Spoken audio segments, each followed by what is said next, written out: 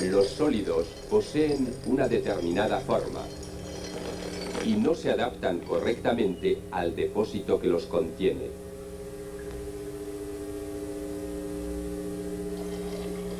Los líquidos se comportan de distinta forma y se amoldan en cualquier espacio, por ejemplo, en estos vasos comunicantes.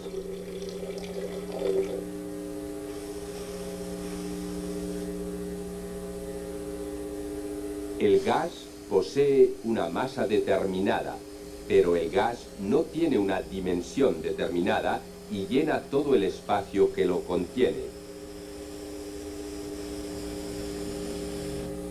Presión y volumen. Sobre el gas se ejerce una fuerza F. Esta fuerza se distribuye proporcionalmente en todas direcciones. La presión efectuada P es el resultado del cociente entre la fuerza y la superficie, o sea, P igual a Fn por A. La dimensión técnica de la presión P es el newton por metro cuadrado. La Tierra está envuelta por una capa de aire, la atmósfera, que ejerce una presión determinada, llamada presión atmosférica. La presión atmosférica no es uniforme. Varía según la altura del lugar de observación. La presión atmosférica también varía según el tiempo. Desde el cero absoluto hasta la presión atmosférica variable es la zona de vacío. A partir de este punto se llama sobrepresión. La presión absoluta P1 se compone de la presión P2 y de la presión P3. En la práctica, se utilizan aparatos indicadores de presión sensibles únicamente a la sobrepresión P3. Para leer la presión absoluta P1 es necesario modificar la escala aumentándola en 1 bar. Si un vaso contiene aire a presión atmosférica, el manómetro que mide la presión absoluta indicará la presión 1 bar. Al comprimir el aire, la presión interior aumenta, cosa que indica el manómetro. Cuando desaparece la fuerza de compresión, el aire tiende a recuperar su volumen anterior. Volvemos a tener presión P1 y volumen V1. Si la fuerza sobre el émbolo aumenta de manera que el volumen sea la mitad, entonces la presión aumenta el doble.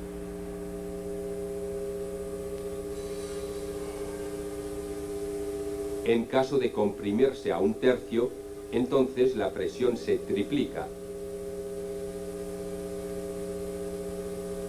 Si se reduce a 1/4, entonces se cuadriplica la presión. El producto de presión por volumen de una cantidad de gas cerrada es constante, suponiendo que la temperatura no varía. Presión inicial por volumen inicial es igual a presión final por volumen final, o sea, igual a constante. Al llenar un recipiente de 1 metro cúbico de capacidad con 4 metros cúbicos de aire comprimido, entonces aumenta la presión absoluta 5 veces. Esto se debe a que la presión absoluta de 5 bar se compone de una presión atmosférica de 1 bar y sobrepresión de 4 bar a temperatura constante.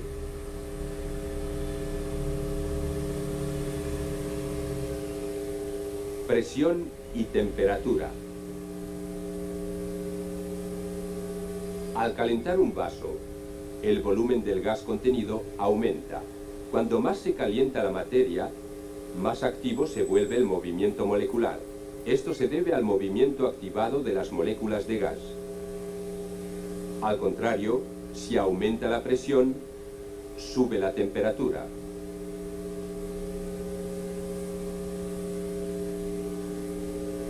En un recipiente cerrado, el volumen no se altera.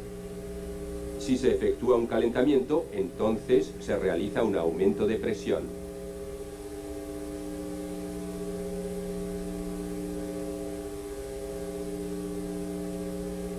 Humedad del aire. El aire se compone principalmente de nitrógeno y oxígeno. En esta mezcla de gases existe una pequeña cantidad de agua en forma de vapor. La cantidad del vapor de agua depende de la temperatura. Si calentamos agua en un recipiente cerrado, en el aire se produce un aumento de vapor de agua a causa del aumento de la temperatura.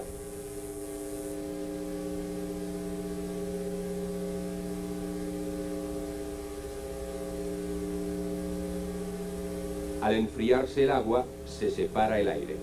El agua se condensa.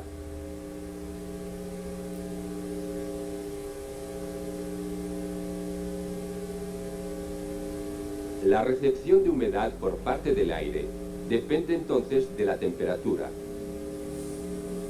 En una temperatura de 100 grados Celsius, el metro cúbico de aire puede recibir hasta medio litro de agua. Corriente. Se habla de fluir y de corriente cuando se mueven líquidos o gases en conductos de tubos. Aquí el gas se conduce por un tubo. La corriente tiene una velocidad de V1.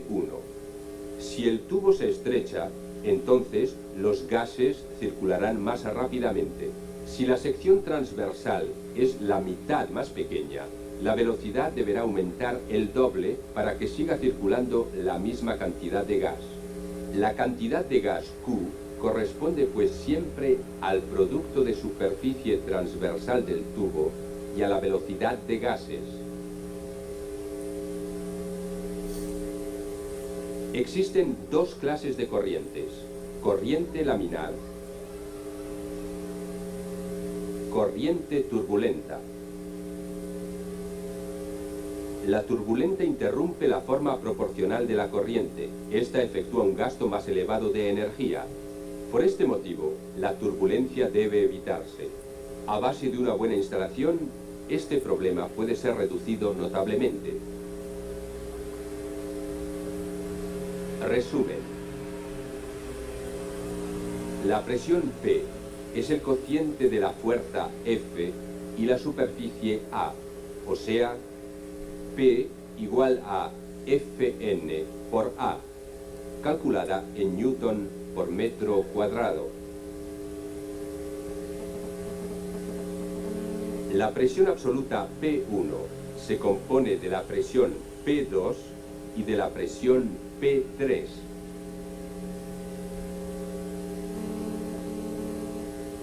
Al aumentar la presión, el producto sigue siendo constante de presión y de volumen, o sea, P1 por V1 igual a P2 por V2. La cantidad de gas Q es el producto de superficie transversal de tubo y velocidad del gas.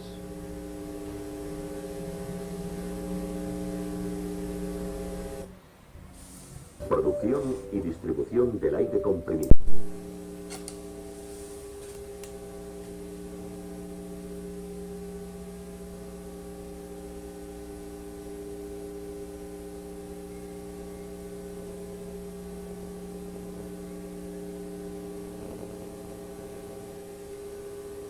La energía neumática se transforma mediante los cilindros neumáticos en un movimiento rectilíneo de vaivén.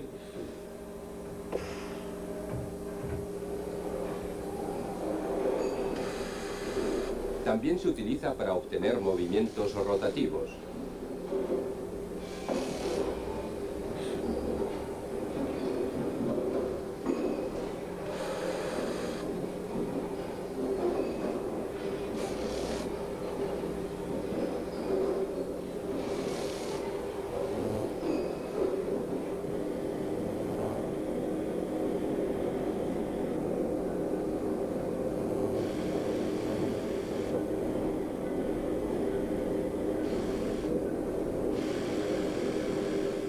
El cilindro de simple efecto se compone de camisa del cilindro, culatas anterior y posterior, émbolo con su sistema de juntas, vástago o eje del cilindro y muelle de retroceso.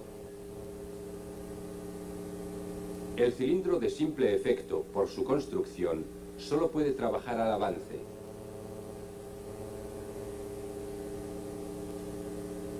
Cuando el aire a una determinada presión actúa sobre la superficie del émbolo, origina la salida del vástago.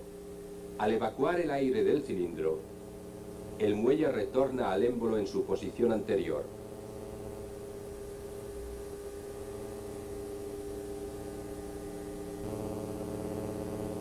La fuerza del émbolo es el producto de la presión P y la superficie del émbolo A.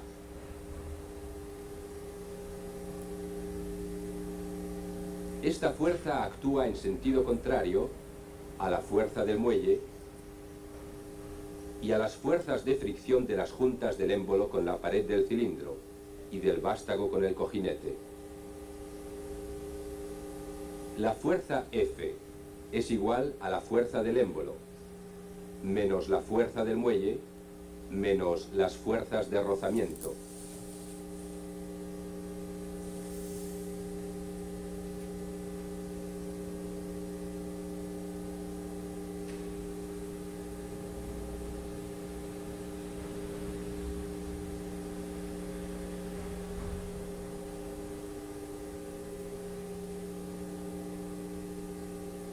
El cilindro de doble efecto trabaja tanto en avance como en retroceso.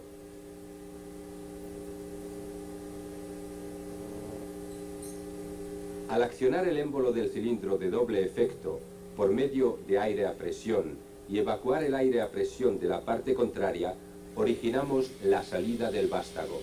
Cuando aplicamos aire a presión por la parte anterior del cilindro y evacuamos el aire a presión en la parte posterior, el vástago retrocede a su posición de salida.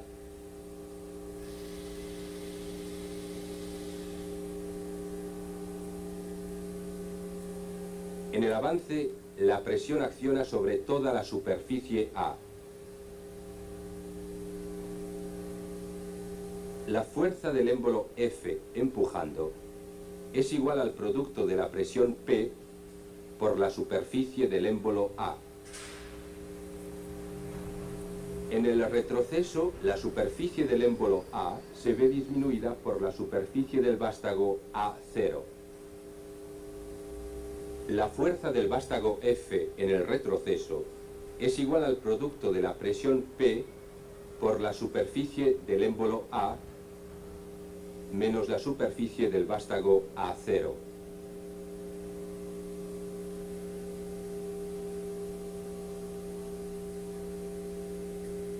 Para conseguir que la fuerza de avance y retroceso sean de la misma magnitud, podemos utilizar un vástago de pequeño diámetro.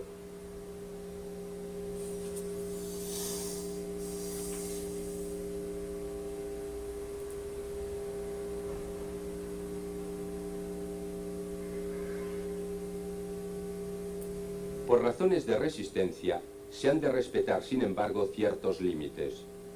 Cuando los esfuerzos se producen en la extremidad del vástago en sentido longitudinal, se produce un pandeo.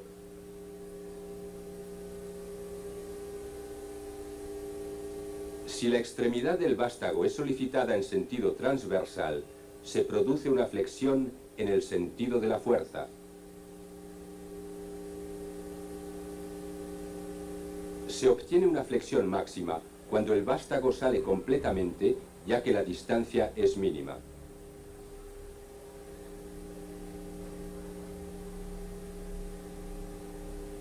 Aquí la flexión es mínima, ya que la distancia es mayor.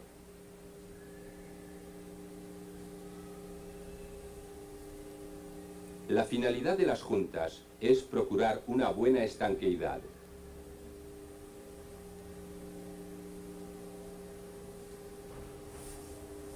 El coeficiente de rozamiento depende mucho de la forma de la junta.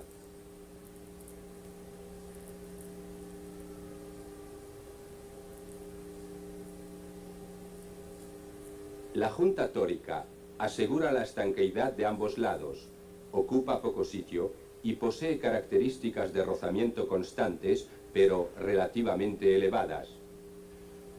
Las juntas de labios se utilizan dos, una en cada lado en posición simétrica.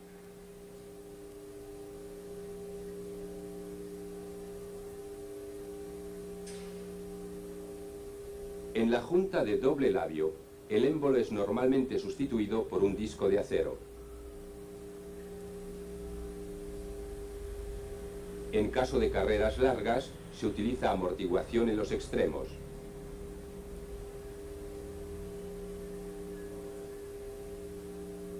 Esta amortiguación evita choques fuertes.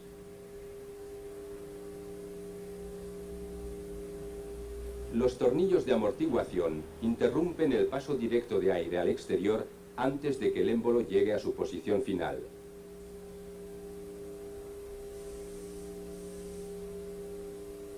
Se forma una almohadilla de aire, o sea, una sobrepresión.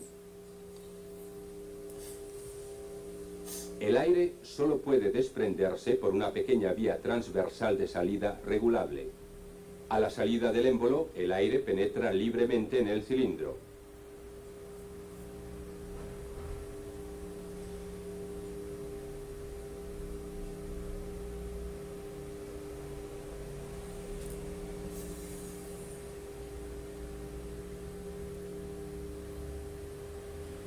Los motores neumáticos transforman la energía en un movimiento rotativo.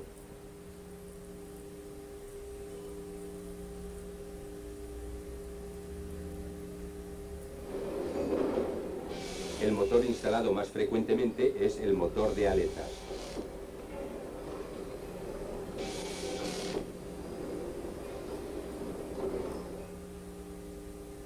El rotor está formado por un eje al cual van unidas las aletas. Las aletas, en este caso, actúan como émbolo.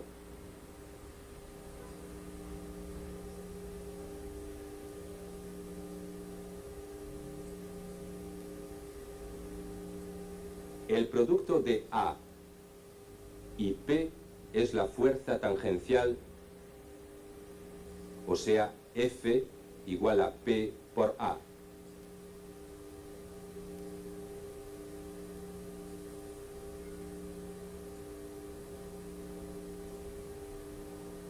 El producto de la fuerza por el radio es el par de giro M, o sea, M igual a F por R.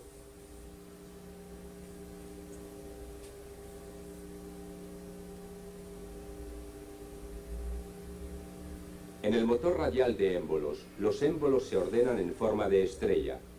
El esfuerzo de los émbolos es aplicado tangencialmente al eje del motor por medio de los vástagos, realizando el giro del mismo.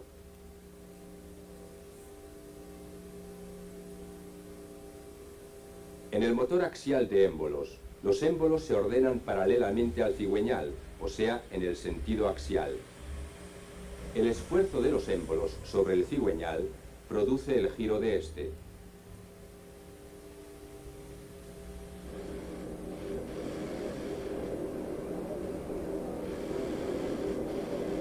Resumen. Cilindros de simple efecto ejercen un esfuerzo rectilíneo en una dirección y en un sentido. Cilindros de doble efecto ejercen un esfuerzo rectilíneo en una dirección y dos sentidos. En los motores neumáticos, la energía neumática es transformada en movimiento giratorio. El esfuerzo del motor es transformado en giro y transmitido al cigüeñal.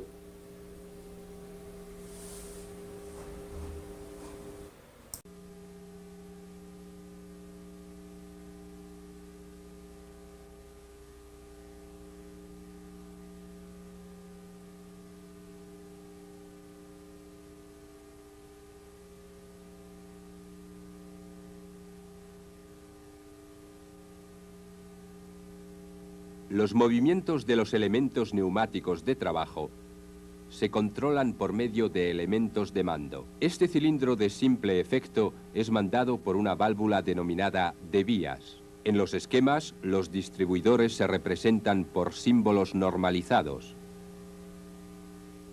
Cada cuadrado representa una posición de funcionamiento. El sentido de paso del aire comprimido está indicado por flechas. Un trazo transversal significa cierre. El escape de aire a la atmósfera se indica por un triángulo. Primera posición de mando. La alimentación de aire comprimido es bloqueada y la utilización se comunica a la atmósfera por medio del orificio de purga. Segunda posición de mando. El aire comprimido circula hacia el cilindro. El escape está cerrado. Esta válvula posee 3 orificios. Alimentación P, conducto de trabajo A y el escape R. Se designa cada orificio por la denominación de vía, siendo pues una válvula distribuidora de 3 vías con 2 posiciones de mando, denominada brevemente 3-2.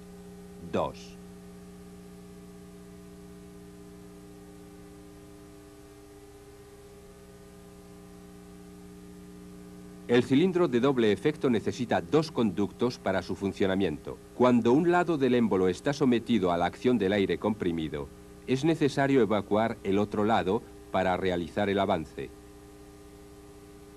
Inversamente, si el lado del vástago se somete bajo presión, es necesario purgar el otro lado para realizar el retroceso.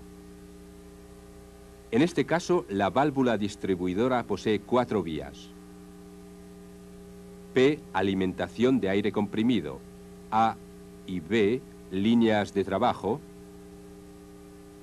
Y R, escape.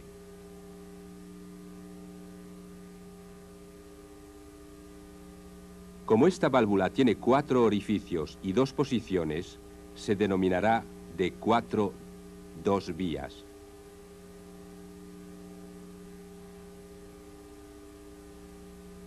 Símbolo de una válvula distribuidora de 5-2 vías.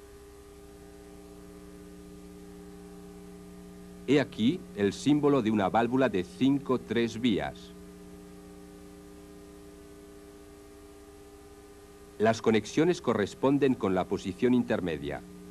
Pueden mandarse las válvulas de diferentes maneras. Los símbolos de los distribuidores se completan por los símbolos de accionamiento o mando. Accionamiento por fuerza muscular, pulsador. Accionamiento mecánico por rodillo. Accionamiento electromagnético. Accionamiento por aire comprimido.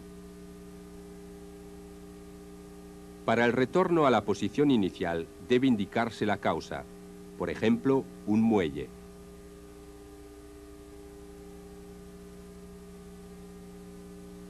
Las válvulas distribuidoras se dividen, según su principio de funcionamiento, en válvulas de asiento plano y válvulas de corredera. En el caso de las válvulas de asiento plano, la junta se apoya sobre un asiento estanco. La fuerza de cierre debe ser superior a la creada por la presión aplicada y la del muelle de retorno.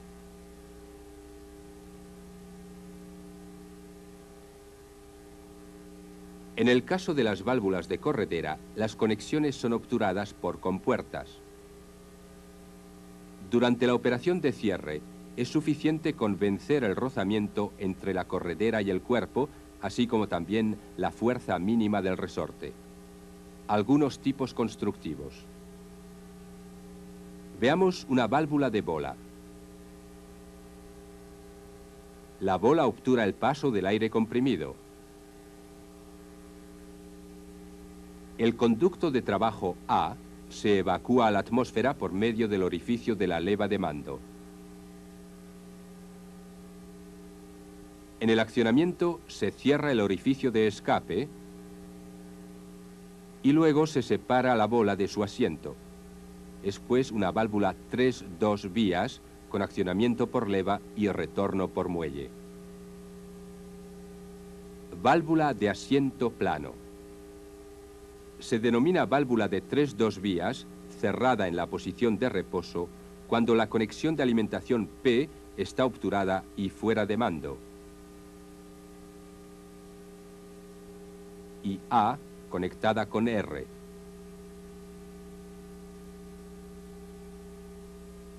Cuando se acciona, el aire comprimido circula de P hacia la utilización A.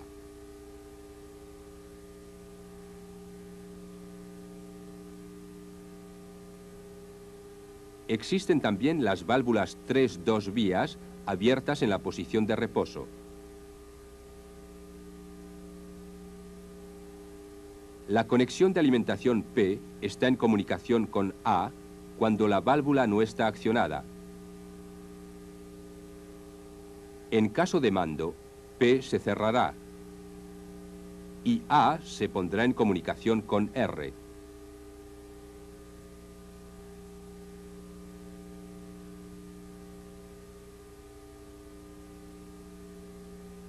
Válvula de mando 3-2 o pilotaje neumático con retorno por muelle.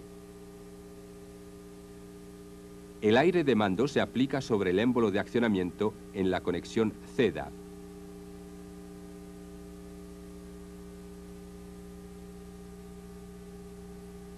La superficie del émbolo es superior a la del asiento.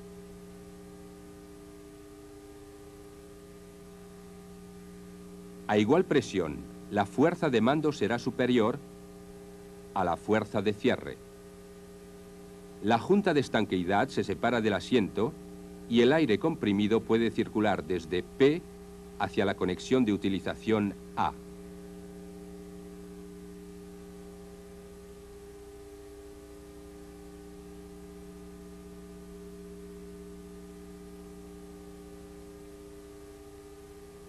Aquí el aire comprimido es controlado por una válvula servopilotada de 3-2 vías accionada mecánicamente.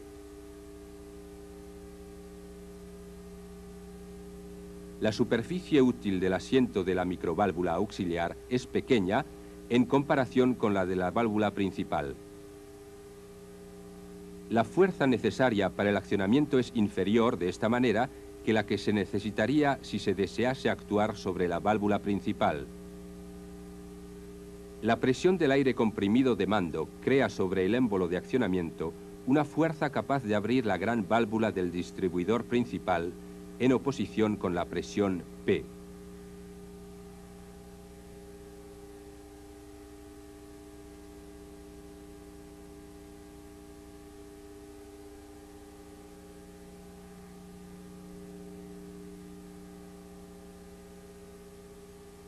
Distribuidor de corredera.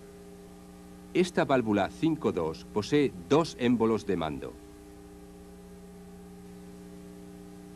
Cada uno de los conductos A y B de este distribuidor 5-2 vías posee su propia conexión de escape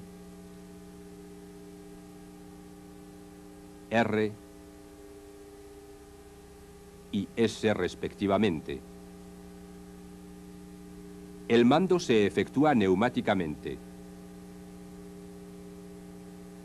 En este caso, la corredera conserva la última posición después del escape de los conductos Y y Z.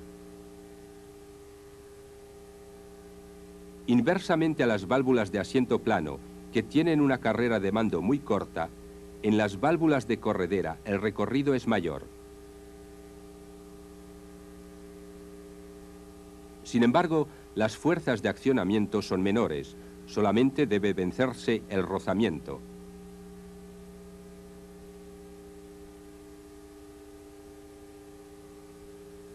El deslizamiento de las juntas ante los orificios supone una fatiga notable para estas si no se emplean construcciones perfectamente rectificadas.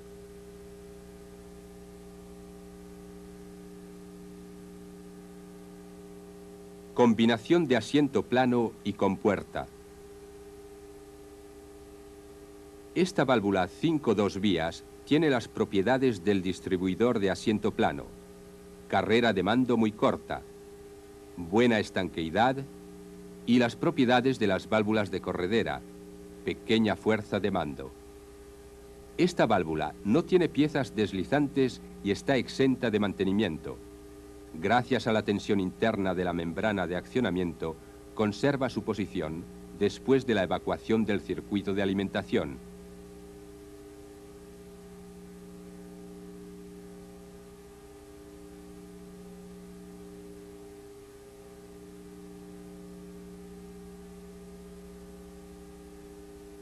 En resumen, las válvulas distribuidoras gobiernan la marcha, paro y dirección del aire comprimido. Las características son cantidad de vías, posiciones de mando, modo de accionamiento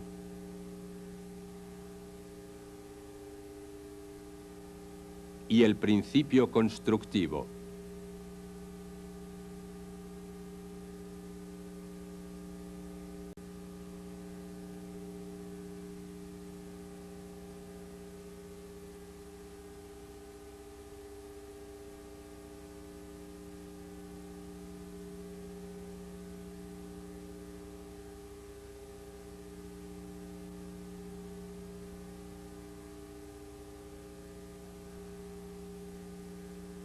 Válvulas de caudal y bloqueo. El émbolo del cilindro de doble efecto se desplaza con una determinada velocidad dependiente del volumen de aire comprimido admitido por unidad de tiempo.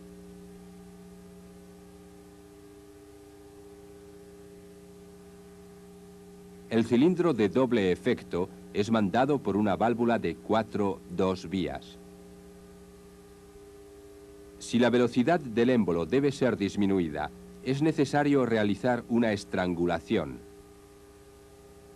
Para este fin se coloca una válvula reguladora de caudal.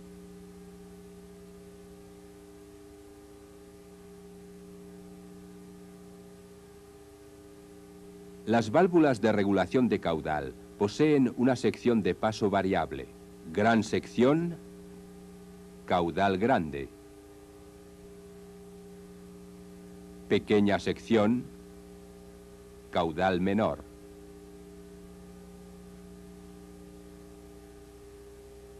Esta válvula de regulación de caudal se representa por este símbolo normalizado.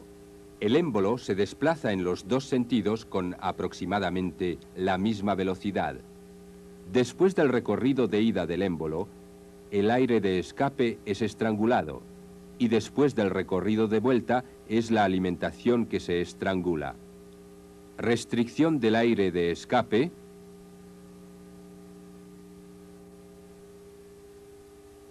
Restricción del aire de alimentación. Cuando el recorrido de vuelta debe efectuarse a gran velocidad, no deberá haber estrangulación en el aire de alimentación.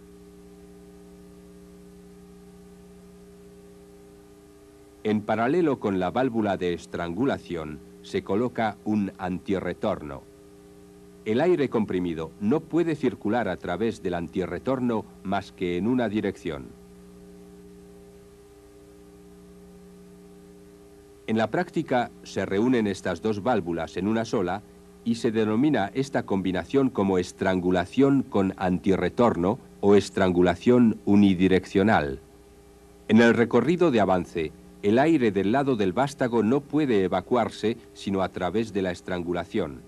El émbolo realiza un movimiento lento. En el retorno, el aire de alimentación atraviesa el antirretorno. Movimiento rápido. La velocidad del recorrido de retorno puede ser aumentada con la ayuda de una válvula de escape rápido. He aquí el símbolo. Para el aire de escape está previsto un orificio de comunicación directa a la atmósfera. En la evacuación del conducto de trabajo, es el aire proveniente del cilindro que abre el escape, representando esta función por la línea a trazos. Una solución constructiva para esta válvula de escape rápido.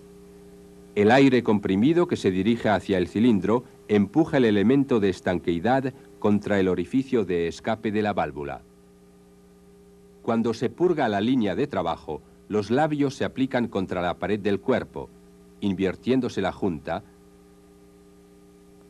y el aire se escapa directamente a la atmósfera.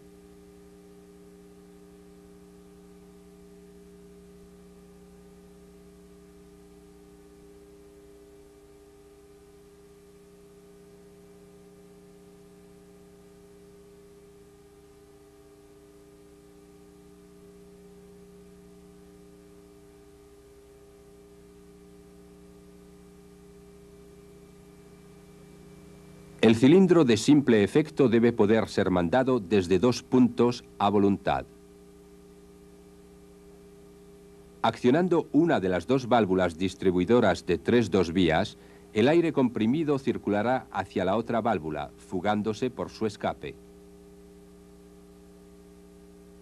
Una válvula adecuada, selectora de circuito, debe bloquear la línea de aire comprimido hacia el otro distribuidor. El aire comprimido circula alternativamente hacia el cilindro desde una de las entradas P, pasando por A. El elemento de estanqueidad es cada vez aplicado contra el asiento situado en el lado opuesto. He aquí el símbolo del selector del circuito.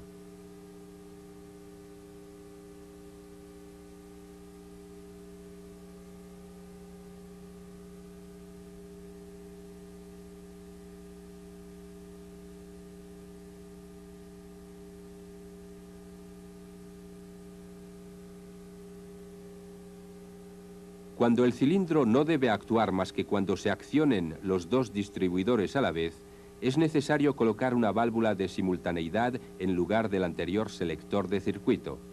Si uno solo de los conductos de alimentación está sometido a presión, se bloquea en dirección hacia A.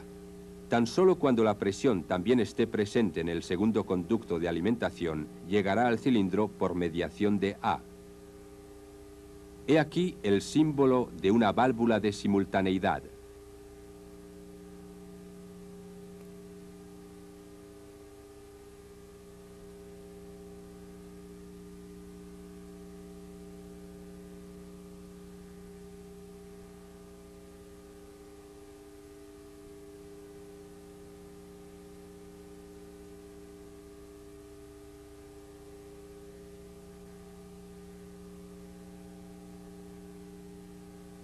Limitadores de presión.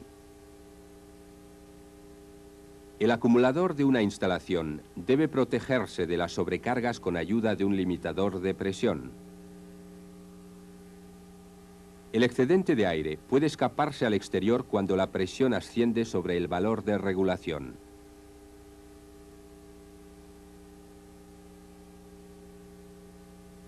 Esta regulación se efectúa por variación de la tensión del muelle que oprime la junta de cierre.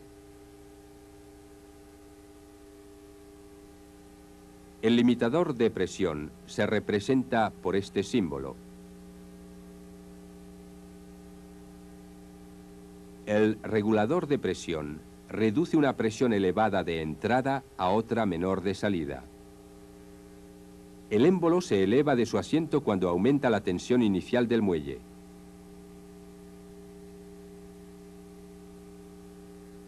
El aire comprimido circula hacia el lado de salida. La membrana es oprimida por esta presión hacia abajo contra el muelle.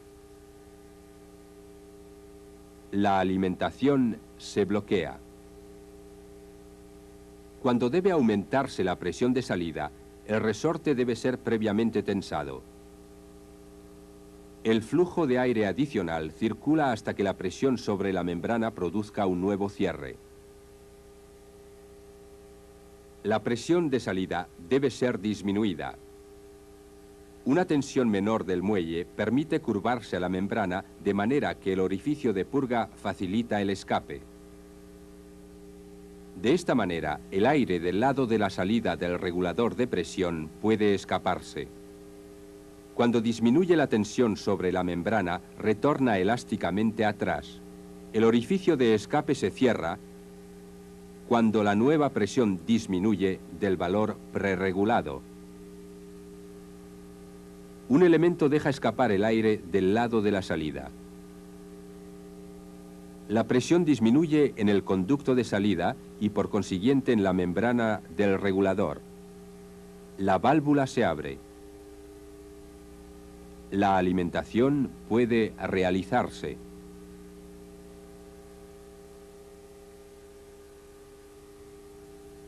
He aquí el símbolo del limitador de presión.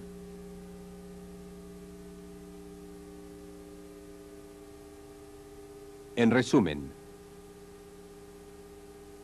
los elementos de regulación del caudal controlan el flujo de circulación. Válvulas antirretorno. Estas válvulas bloquean la circulación en un sentido, permitiendo que se efectúe libremente en el contrario.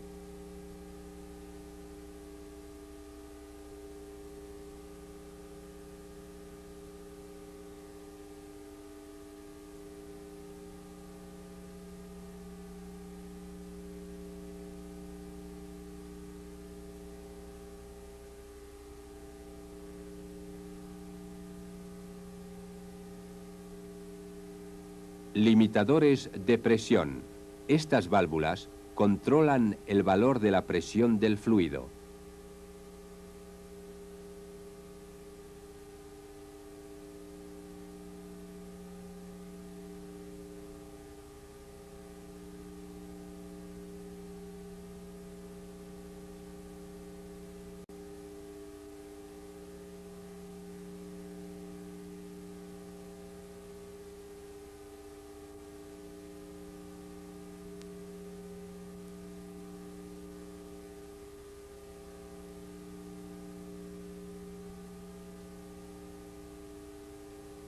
Los elementos de trabajo neumáticos se mandan con válvulas. El cilindro de doble efecto puede mandarse con una válvula de 4 vías, 2 posiciones. Avance, retroceso. La válvula se manda neumáticamente con una válvula de 3 vías, 2 posiciones. Al desconectarse la señal de la izquierda, puede darse la contraseñal de la derecha.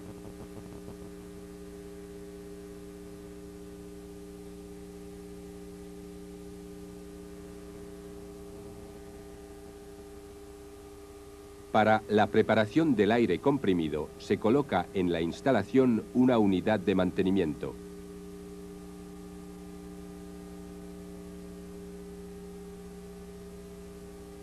De nuevo, el orden en el montaje de conjuntos. Elementos de trabajo. Válvula de mando. Válvulas de señal. Unidad de mantenimiento. Para varios elementos de trabajo, se dibujan conjuntos de trabajo correlativamente. Los elementos de trabajo se indican con 1, 0, 2, 0, 3, 0. Las válvulas de mando con 1, 1, 2, 1, 3, 1. Las válvulas de señal para el avance con números pares, 1, 2. Para el retroceso con números impares, 1, 3, también 2, 2 y 2, 3. Así como 3, 2 y 3, 3. La unidad de mantenimiento se indica con 0, 1. Transmitiremos estas indicaciones en el plano de conexión. Elemento de trabajo 1, 0. Válvula de mando 1, 1. Válvula de señal para el avance 1, 2. Válvula de señal para el retroceso 1, 3. Y la unidad de mantenimiento 0, 1.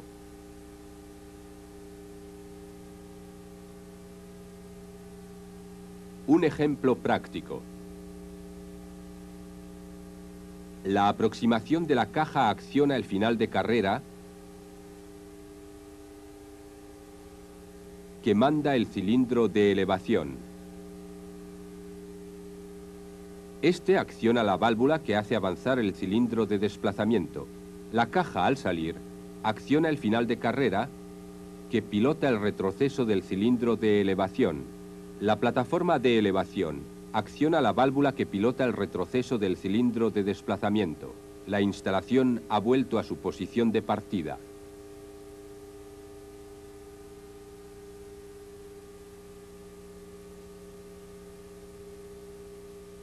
Anotamos el desarrollo del movimiento de los cilindros paso a paso en un diagrama de movimientos. L significa salida del vástago del émbolo. 0 significa entrada.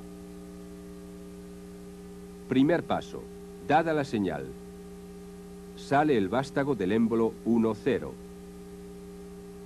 El cilindro de desplazamiento 2,0 se queda quieto.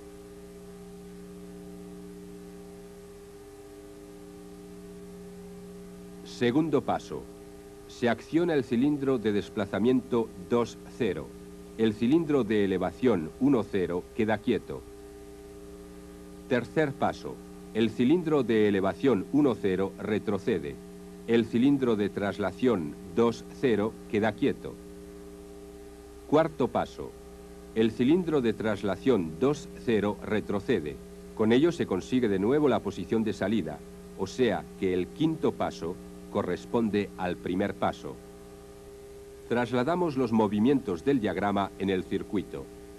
Tenemos los dos elementos de trabajo 1,0 y 2,0. Estos se mandan con válvulas 1,1 y 2,1. Además, están ordenados los finales de carrera. El accionamiento de estos finales de carrera depende en la práctica del desarrollo de la secuencia. Los finales de carrera, por este motivo, están sobre la línea de desplazamiento de los vástagos. En el plano de conexión, este sitio se señala por una raya y con la denominación de los finales de carrera. La instalación ahora se conecta. La presión de aire circula por las diversas válvulas y por las válvulas 1,1 y 2,1 sobre los vástagos de los cilindros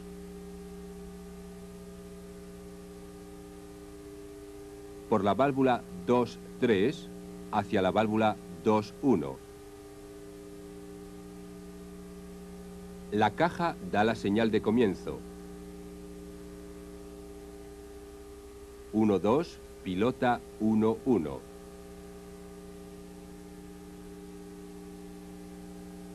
Sale el cilindro 1,0.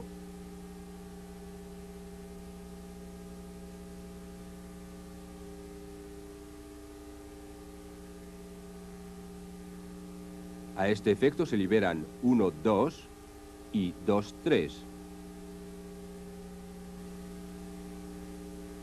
El cilindro acciona la válvula 2,2. Esta da señal a la 2,1 que cambia. El cilindro 2,0 sale. Acciona 1,3. Que pilota 1,1 su posición de reposo. Y el cilindro 1,0 retrocede. A este efecto se libera 2,2. 2,3 se acciona. 2,1 cambia. El cilindro 2,0 vuelve a su posición de salida. Entonces se encuentra toda la instalación en posición de iniciar el nuevo ciclo.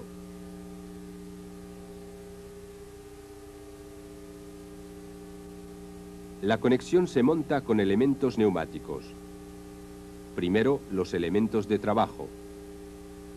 Cilindro de elevación, cilindro de desplazamiento, la válvula de mando para el cilindro de elevación, para el cilindro de desplazamiento, los finales de carrera del grupo 1, para el avance,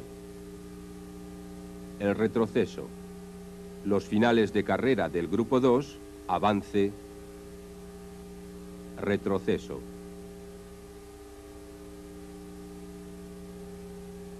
Los finales de carrera se ordenan dependiendo del funcionamiento. La unidad de mantenimiento. El conmutador para conectar y desconectar la instalación. Las conexiones del grupo de trabajo 1 se efectúan según plano de conexión. Nosotros comprobamos el funcionamiento del grupo 1. Se conecta la instalación. La aproximación de la caja acciona el final de carrera para mandar el cilindro de avance.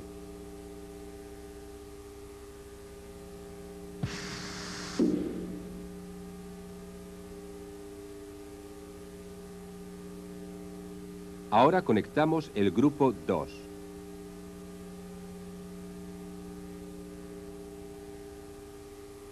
Para comprobar únicamente el grupo 2, el cilindro 1 se anula.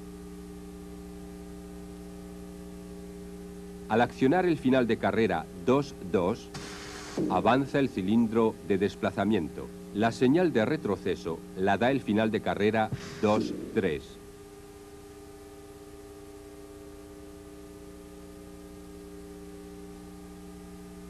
He aquí, una vez más, la repetición del ciclo.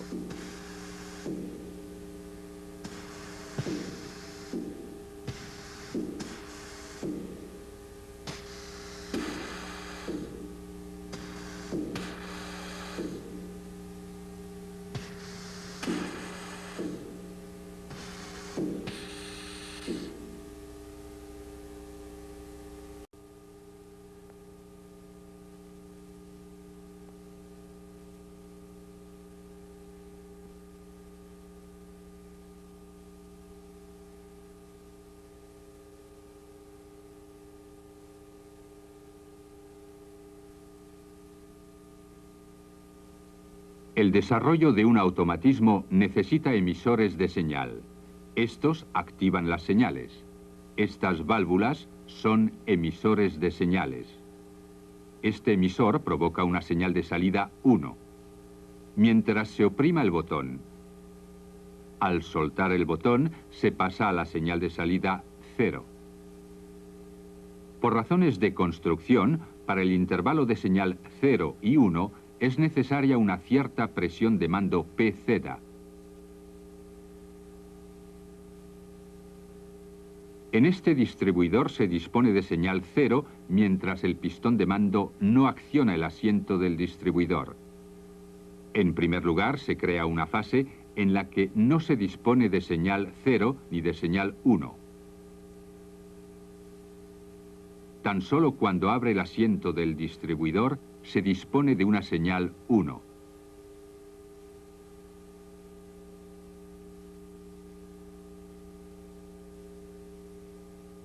Llamaremos a las señales de entrada A y a las de salida X.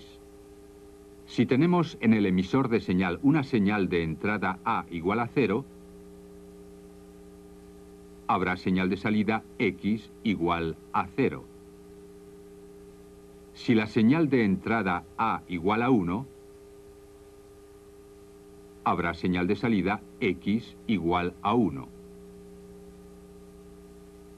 La tabla en la que se representan estas diversas combinaciones es la tabla de función. La función es representada por un símbolo lógico. Funciones lógicas, la función O. Un componente funcional es mandado por dos emisores de señal. Si A y B igual a 0, también X igual a 0. Si A igual a 0 y B igual a 1, X igual a 1.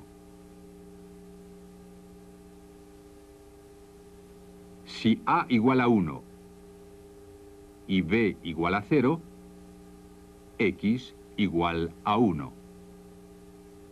Al accionar ambos emisores de señal A y B, X es también 1. Esta función se denomina función O, ya que X igual a 1 cuando A o B o ambos igual a 1. Este es el símbolo gráfico de la función O. La realización neumática de la función O requiere válvulas distribuidoras 3×2 y una válvula simple. Si A igual a 1 o B igual a 1, o bien A y B son iguales a 1, entonces X igual a 1. La función I. Si se conectan dos emisores de señal en serie, tenemos señal en X tan solo cuando A y B están activados.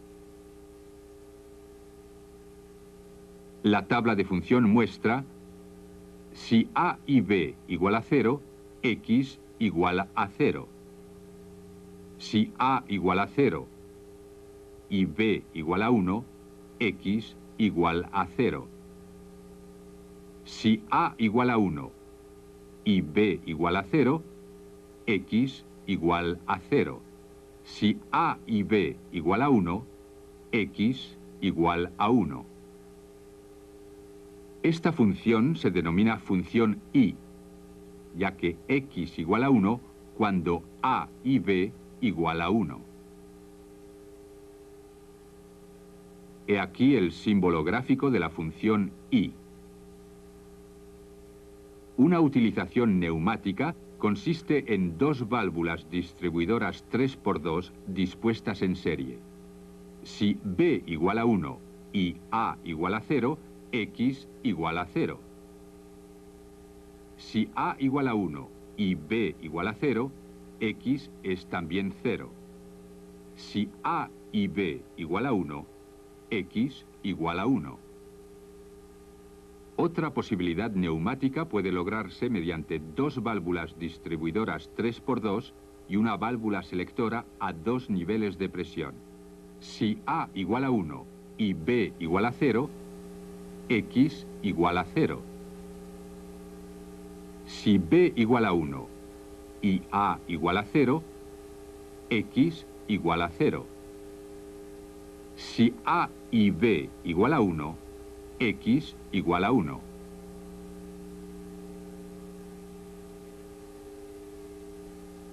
La función no. Se dispone de una función no si en un emisor de señal en estado inactivo, X igual a 1. Tan solo cuando A igual a 1, X igual a 0.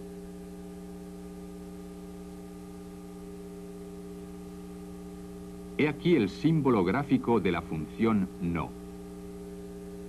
Para la solución neumática necesitamos una válvula distribuidora 3×2 con paso libre en posición de reposo. Si A igual a 1, X igual a 0. Si A igual a 0, X igual a 1.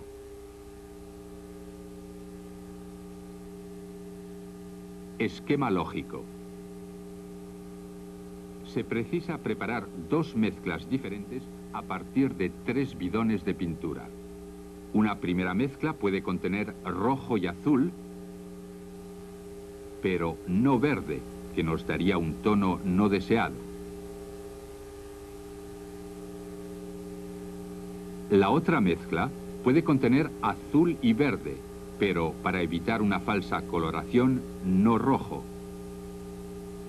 El proceso de mezcla consta de funciones lógicas individuales que se asocian entre sí para establecer un esquema lógico. Desarrollamos el esquema lógico. Se mezclan A y B, pero no C. Obtenemos la primera mezcla.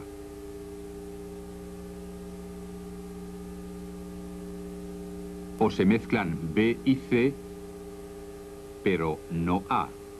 Obtenemos la segunda mezcla. Tan solo estas dos mezclas son lícitas.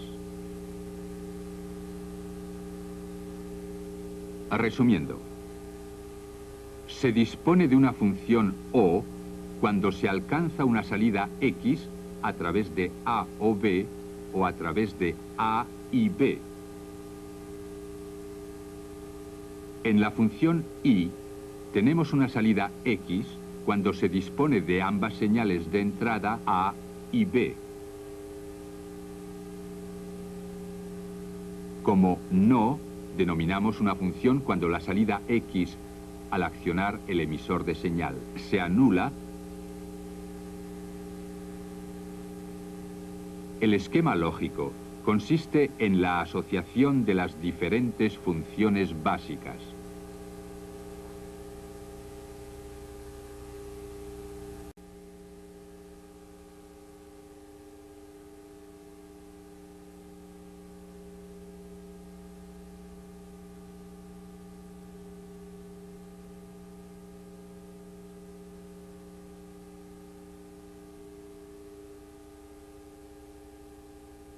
A partir de las funciones elementales O y no. Es posible realizar funciones compuestas mediante una combinación de O, no, o bien y, no. Pueden formarse todas las funciones de mando. La función NOR. Montando en serie dos elementos no, X igual a 1, cuando A y B igual a 0. Si A igual a 0 y B igual a 1, X igual a 0.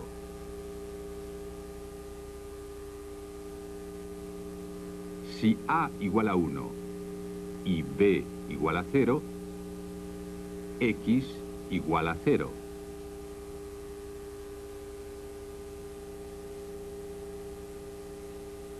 Si A y B igual a 1, X igual a 0. Esta combinación se denomina función NOR. La función NOR es una función o no, pero también puede ser representada por una función y cuyas entradas sean funciones no.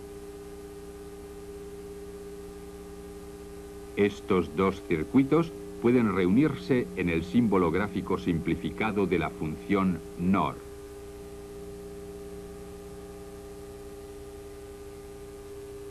Es el símbolo O con un punto a la salida que significa negación. Se necesitan dos distribuidores con paso libre del aire en posición de reposo montados en serie para realizar neumáticamente la función NOR. Si A y B igual a 0, entonces X igual a 1.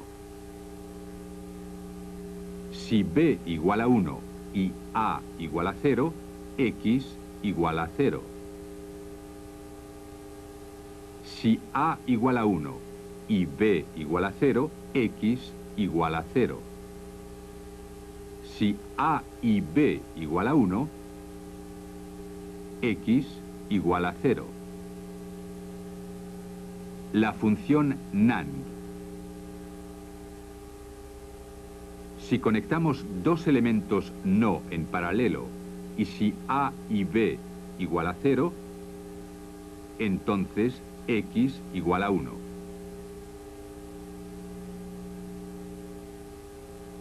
Si A igual a 0 y B igual a 1, X igual a 1.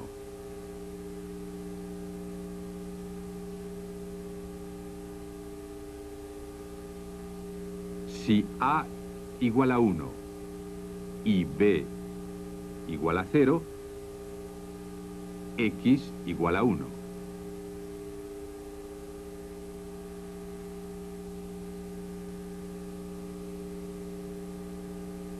Si A y B igual a 1, X igual a 0. Esta combinación se denomina función NAND. La función NAND es una función y no, pero puede ser representada también por una función O cuyas entradas sean funciones no. Ambos circuitos pueden reunirse en el símbolo gráfico simplificado de la función NAND. Es el símbolo I con un punto a la salida que significa negación. Se necesitan dos distribuidores con paso libre del aire en posición de reposo montados en paralelo, más una válvula corriente para realizar neumáticamente la función NAND. Si A y B igual a 0, X igual a 1. Si A igual a 0 y B igual a 1, X igual a 1. Si A igual a 1 y B igual a 0, X igual a 1. Si A y B igual a 1, X igual a 0. He aquí la tabla de la función o tabla de verdad.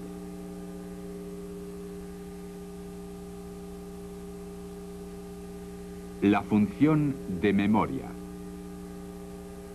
También tras desactivarse las señales A o B, un cilindro debe conservar la última posición adoptada, mediante una válvula distribuidora accionada por presión a ambos lados y montada antes del elemento de trabajo, puede conseguirse dicho estado. Si la válvula recibe de A una señal 1 y B es 0, invierte. Resulta X. A se hace 0. El cilindro permanece fuera hasta que en B se dé la señal para desactivar X. Denominamos esto una función de memoria. La posición de la válvula se conserva, es decir, se memoriza hasta que tenga lugar una señal opuesta.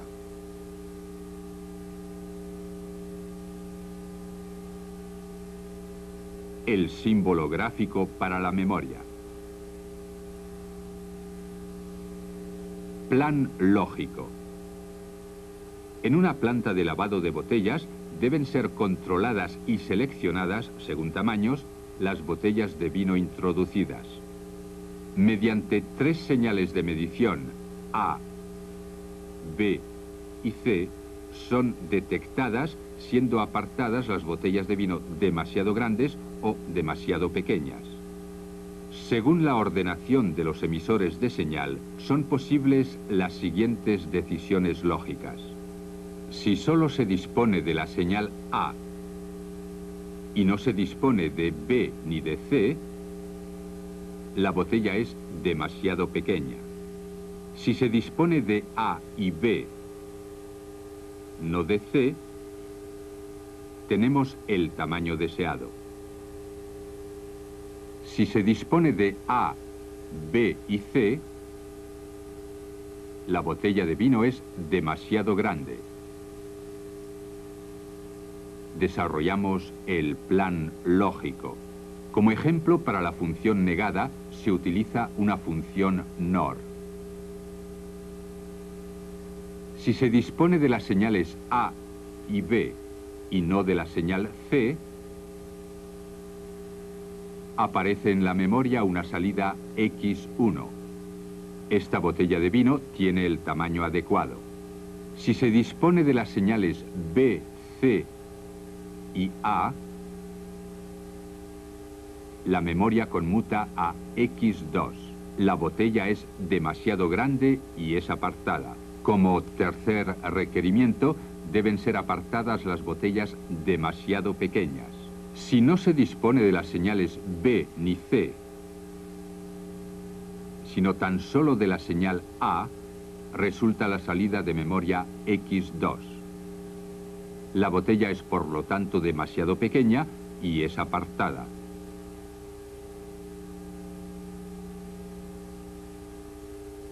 Resumimos. La función NOR es la negación de la función O.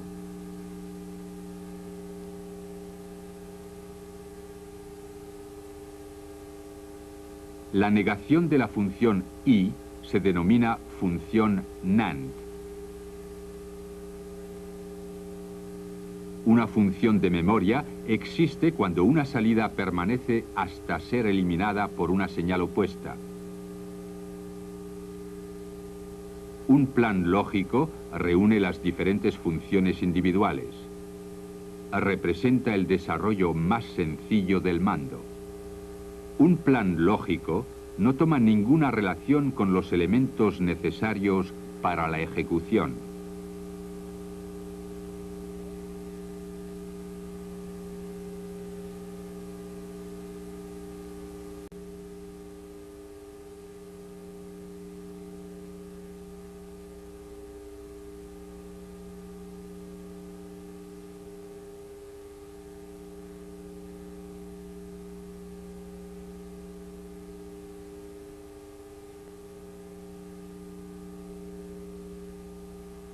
Los componentes fluídicos no contienen ninguna pieza en movimiento. Su principio de funcionamiento reside en la posibilidad de variar la dirección de un flujo de aire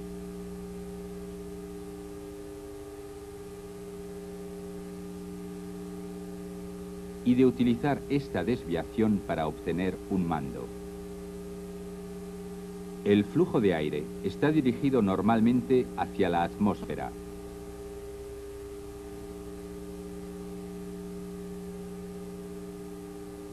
Si se obtura la salida, se desvía este flujo, obteniéndose así las señales.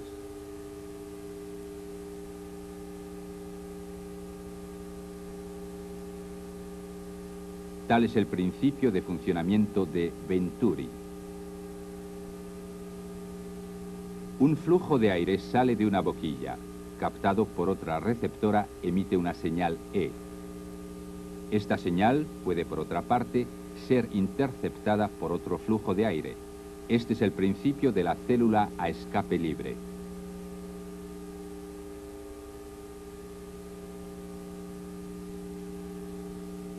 Cuando un flujo de aire sale de la boquilla, su comportamiento tiende a ser laminar. Después, se ensancha a medida que atrae hacia sí las partículas de aire ambiente, llegando a convertirse en turbulento.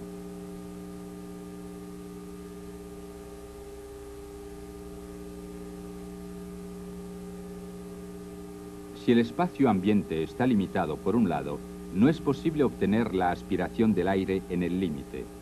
Por ello, el flujo de aire queda aspirado en la superficie de limitación. Por efecto de la depresión, el flujo de aire tiende a unirse a la pared. Este es el principio de la célula de desviación de flujo, pero inyectando el aire lateralmente se puede suprimir esta depresión.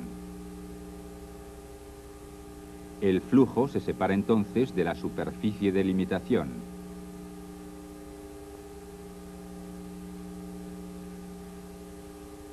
En esta célula de desviación de flujo es posible realizar operaciones lógicas mediante un dispositivo dotado de vías de conducción de flujo y una elección conveniente de los órganos de recordaje. Llamaremos a la entrada de las señales E y a las salidas A1 y A2. La salida A1 es desactivada por la señal de mando E, lo cual corresponde a la función de negación.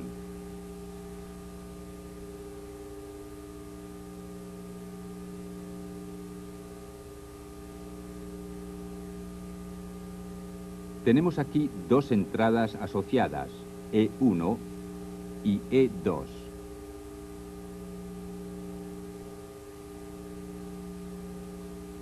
Y dos salidas, A1 y A2.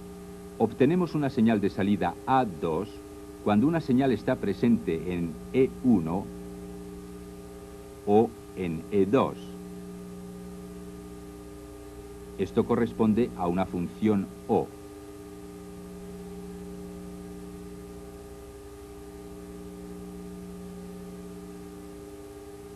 Si utilizamos la salida A1, obtenemos el comportamiento opuesto de A2, o sea, la negación de la función O, es decir, la función NOR.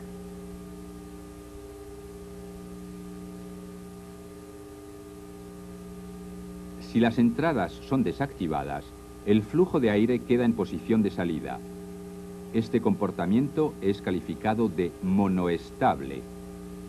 Mediante un dispositivo adecuado de superficies de limitación, es igualmente posible realizar esta función de registro. Después de desactivar las señales E1 y E2, la señal de salida inicial subsiste. Este comportamiento es calificado de biestable.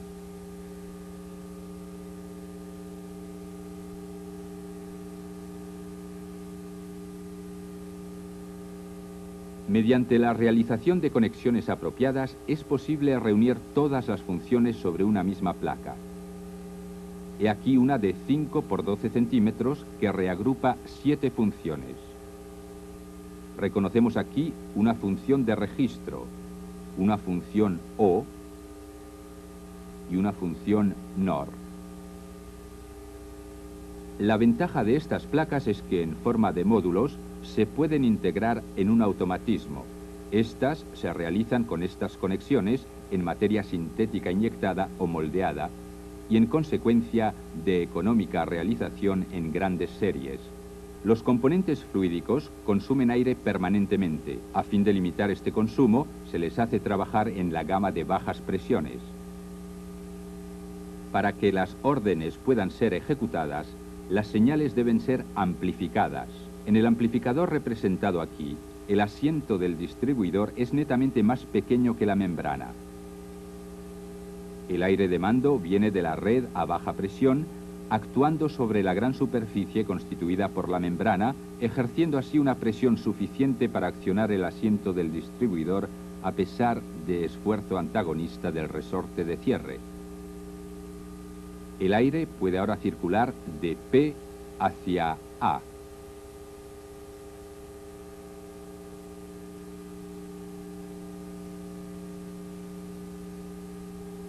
Resumen. Los componentes fluídicos funcionan por desviación de flujos de aire. No poseen pieza móvil alguna.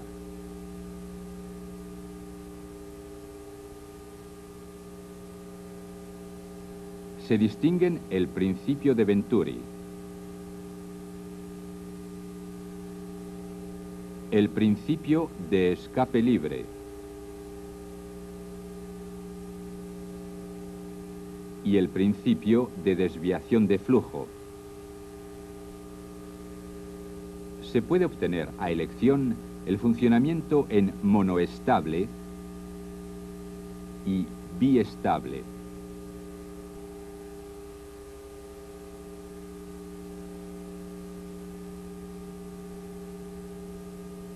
Antes de ser transformadas en órdenes, las señales deben ser amplificadas.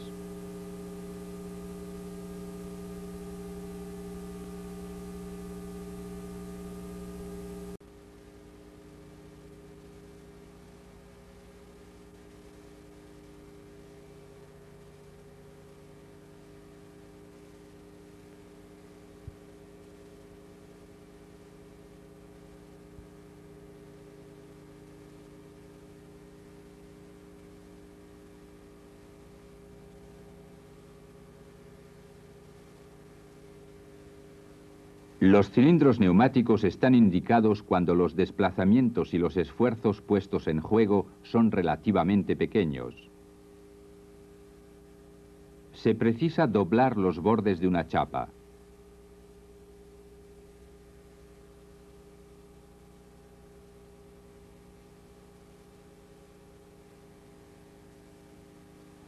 El cilindro A efectúa la sujeción de la chapa. Los cilindros B y C efectúan el doblado.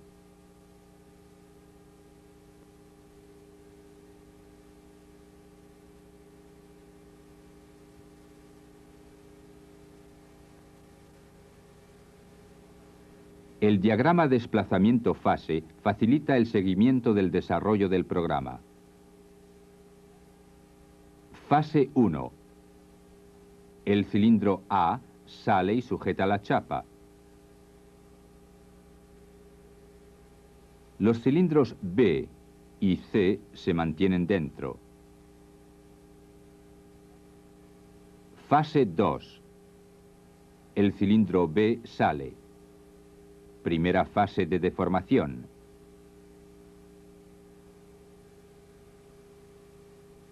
C sigue dentro. Y A sigue fuera. Fase 3. El cilindro C sale. Segunda fase de deformación. A y B siguen fuera. Fase 4. El cilindro C entra. A y B siguen fuera. Fase 5. El cilindro B entra. C sigue dentro. Y A afuera. Fase 6. El cilindro A entra. B y C siguen dentro. Nos encontramos ahora en el punto de partida. El ciclo se inicia de nuevo con la fase 7. El diagrama desplazamiento-fase no nos da información de la rapidez de maniobra de los diferentes cilindros. El diagrama desplazamiento-tiempo consiste en representar los desplazamientos S en función de los tiempos T.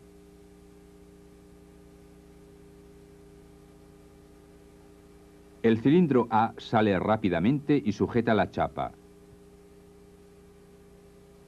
El cilindro B sale a continuación lentamente.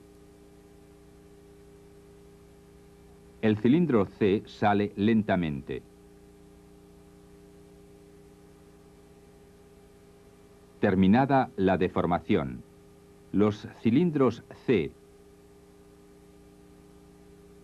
B y A entran rápidamente y en este orden.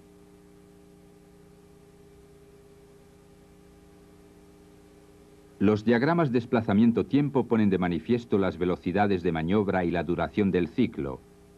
Se utiliza el diagrama desplazamiento-fase en los automatismos ligados a los desplazamientos y los diagramas desplazamiento-tiempo en los automatismos ligados al tiempo.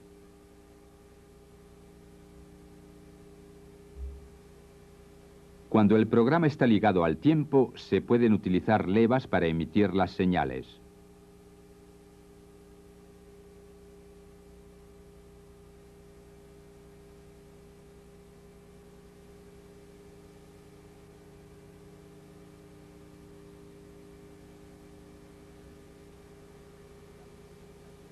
La longitud de las levas determina la duración del accionamiento del distribuidor. Su posición en el árbol de levas determina el instante en que este distribuidor es accionado. Si sobre el dibujo del contorno de las levas llevamos el tiempo que figura en el diagrama, obtenemos para el cilindro A una leva de una angulación de casi 360 grados.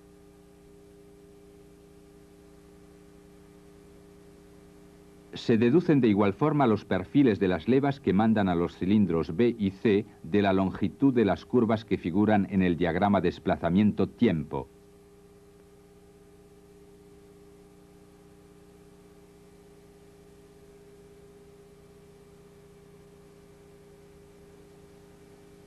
Todas las levas se montan sobre el mismo árbol.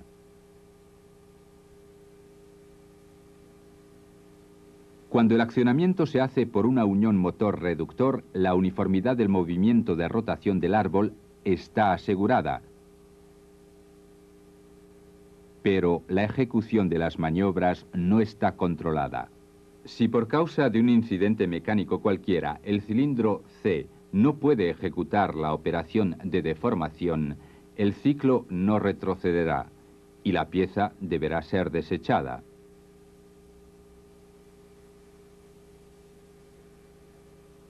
Cuando el automatismo está ligado a los desplazamientos, la señal no puede ser emitida hasta que no se haya producido la maniobra precedente. El desarrollo de la totalidad del programa se encuentra así controlado. A fin de aprovechar la facilidad de programación ofrecida por el sistema de levas, a la vez que la seguridad aportada por el control de operaciones, se utilizan motores del tipo paso a paso, por ejemplo, con mecanismo de trinquete.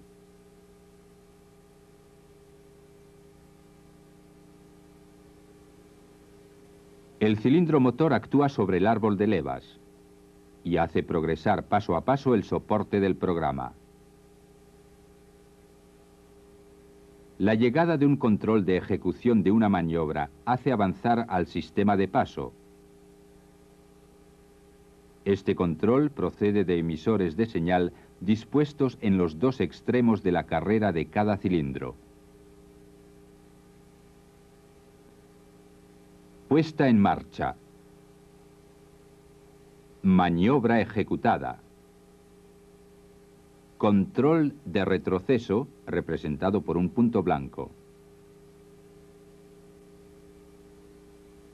Este control acciona el cilindro del mecanismo de trinquete.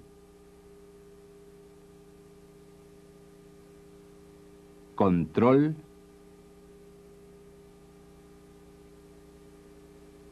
Control. Control. Si este control no llegara, el desarrollo del ciclo sería interrumpido. Resumen. Los movimientos elementales pueden estar representados por diagramas desplazamiento-fase o por desplazamiento-tiempo.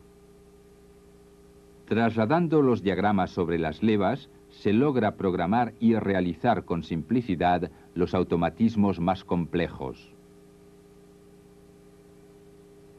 Los diagramas desplazamiento-tiempo se emplean en los automatismos ligados al tiempo y los diagramas desplazamiento-fase en los automatismos ligados a los desplazamientos.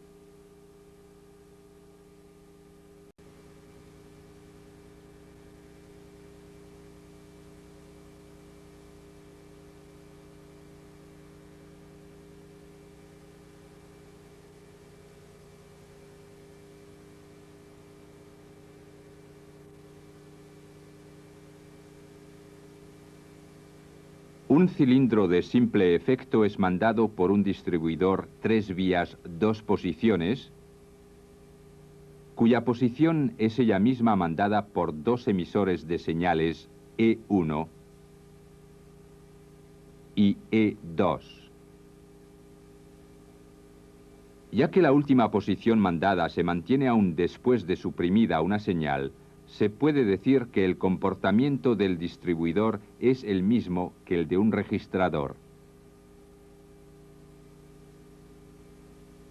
En un circuito del registrador puede ocurrir que las señales E1 y E2 se reciban simultáneamente, en cuyo caso el registrador ya no puede bascular, ya que las fuerzas que tienden a hacerlo funcionar se anulan.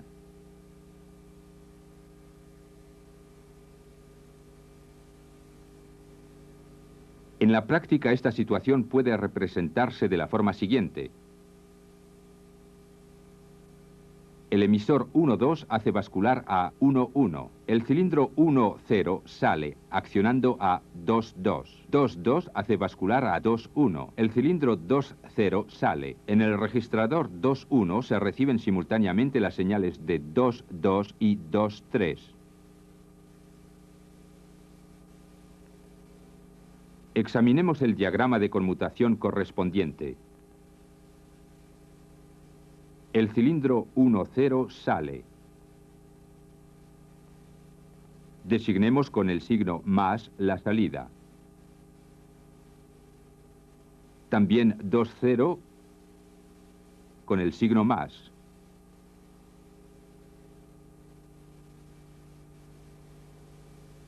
La entrada de los mismos con el signo menos. Se comprueba que en el paso 3 del diagrama se vuelve a tener la situación en que las señales 2, 2 y 2, 3 son antagonistas. Para evitar este fenómeno de bloqueo se recurre a una cascada o a un mando del tipo paso a paso. Funcionamiento de una cascada. Las presiones de mando en 2, 2 y 2, 3 son iguales, pero la señal 2, 3 solo puede ser activa si la señal 2, 2 es nula. Para que la señal sea nula, se alimentan los emisores de señales por medio de líneas diferentes. Estas se conectan o desconectan según las necesidades.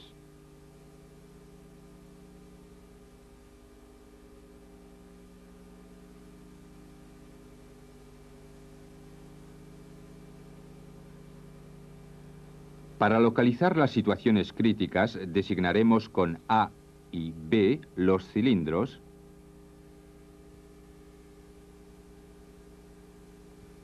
y les asignaremos los signos más y menos.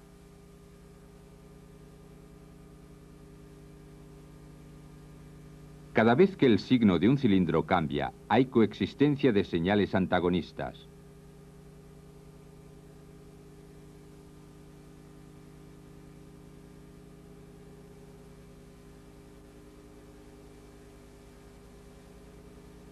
La conmutación de los circuitos de mando se efectúa por medio de un registrador cuyas dos salidas alimentan alternativamente los circuitos 1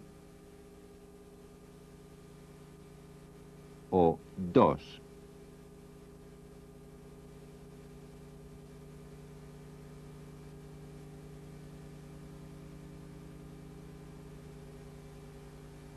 En este ejemplo se puede comprobar que los signos de los cilindros cambian con frecuencia. A más, B más, B menos, C más, C menos, A menos, A más, A menos. La conmutación del circuito de mando ha de efectuarse entre B más y B menos, C más y C menos, A menos y A más y A menos,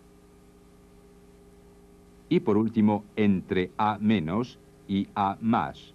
Primer paso del ciclo siguiente.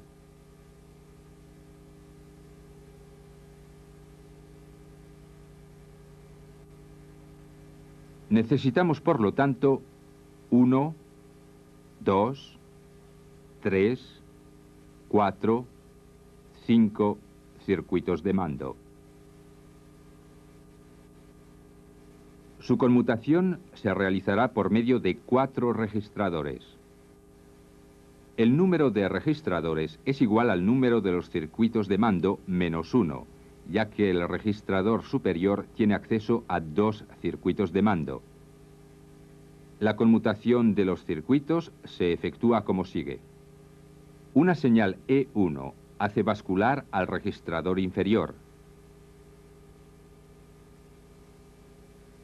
con lo que pasa aire al circuito 1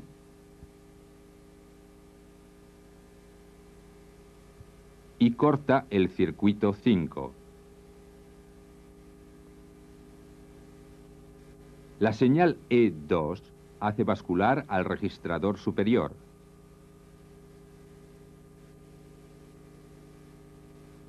Se corta el circuito 1 y se alimenta el circuito 2.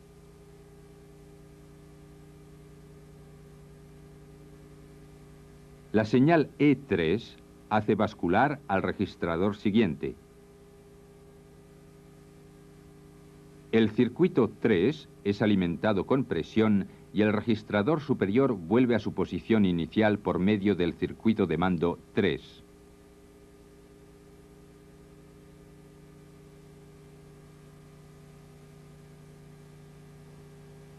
El circuito 2 es cortado.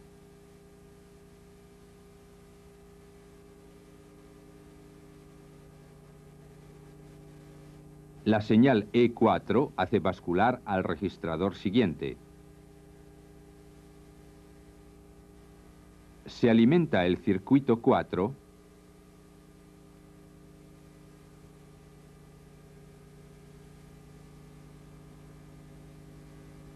y se corta el circuito 3.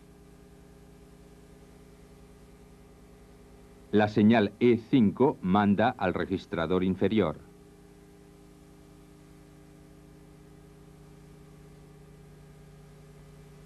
Se alimenta con presión al circuito 5 y se desactiva al circuito 4. Nos encontramos de nuevo en el punto de partida del ciclo. Este método de conmutación se denomina cascada.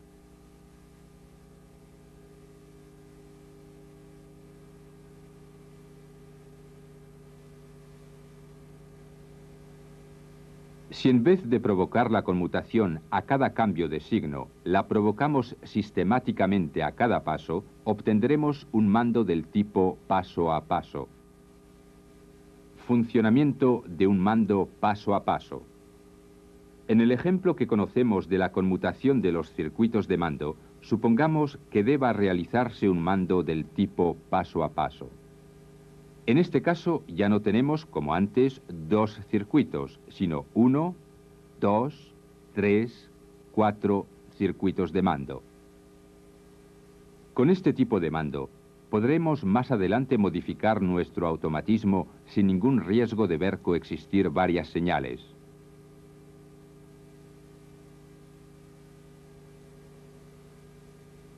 Introduciremos en el esquema del circuito de mando símbolos lógicos. Este registrador tiene una entrada E1 que activa la salida A y una entrada E2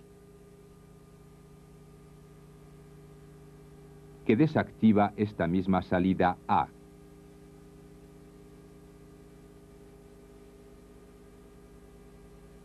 En este tipo de mando se necesitan tantos registradores como pasos haya. Las salidas de los registradores son conectadas a las entradas de los distribuidores 4 vías 2 posiciones.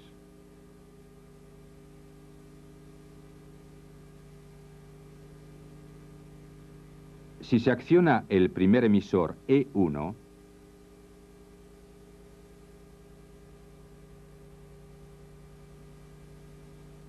se obtiene la salida A1 del registrador. Esta señal acciona el distribuidor 1,1 y el cilindro 1,0 sale.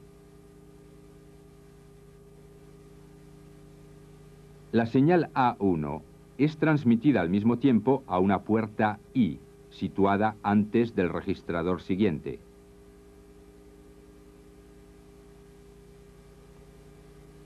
Cuando el cilindro provoca la emisión de la señal E3,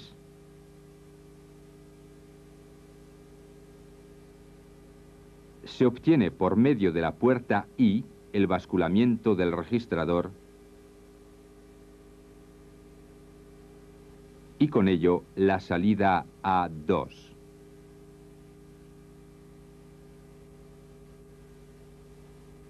Con la inserción de la puerta I antes del registrador, se asegura que la emisión de la señal sea eficaz solo en la medida en que la señal de preparación procedente del registrador precedente esté ya presente. Se garantiza así el correcto desarrollo de la secuencia.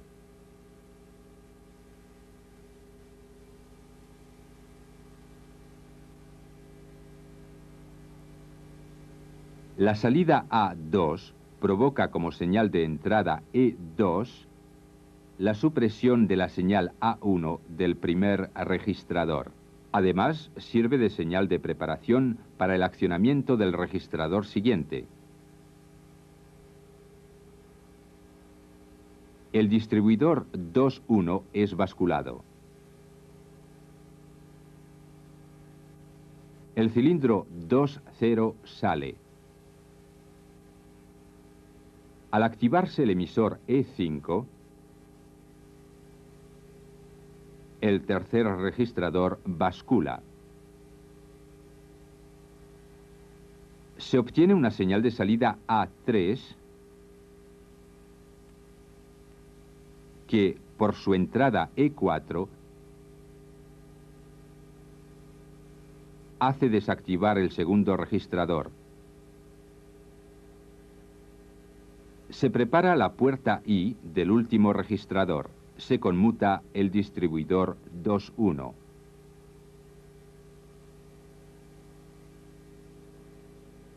Al accionarse el emisor E7, el último registrador da una señal de salida A4. Desactiva el registrador precedente vía E6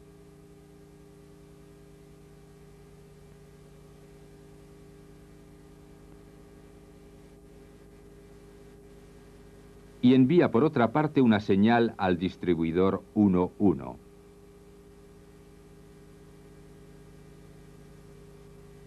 El cilindro 1.0 entra. Acciona al emisor E8.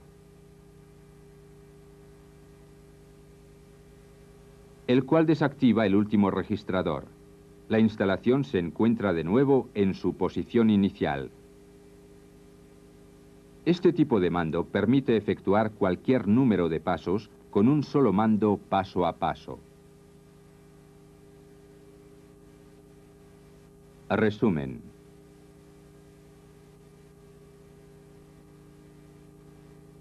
Designando por más y menos los movimientos de los cilindros en el diagrama de conmutación, se obtienen los puntos de cambio de estado de la línea de mando. La conmutación de los distintos circuitos de mando se efectúa por medio de distribuidores montados en registradores. Este tipo de secuencia de conmutación se denomina cascada. Si la conmutación se efectúa a cada paso de funcionamiento y ya no solamente a cada cambio de signo, se obtiene un mando del tipo paso a paso. Estos dos tipos de mando no son muy adecuados para frecuentes cambios de programas, por lo que se designan como programas permanentes.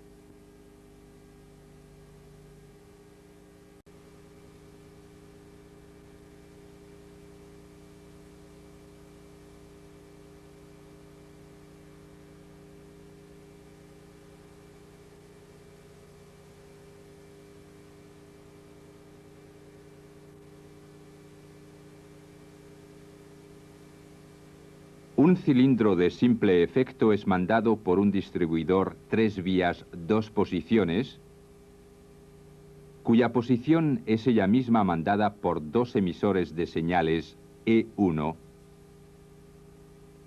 y E2. Ya que la última posición mandada se mantiene aún después de suprimida una señal, se puede decir que el comportamiento del distribuidor es el mismo que el de un registrador. En un circuito del registrador puede ocurrir que las señales E1 y E2 se reciban simultáneamente, en cuyo caso el registrador ya no puede bascular, ya que las fuerzas que tienden a hacerlo funcionar se anulan.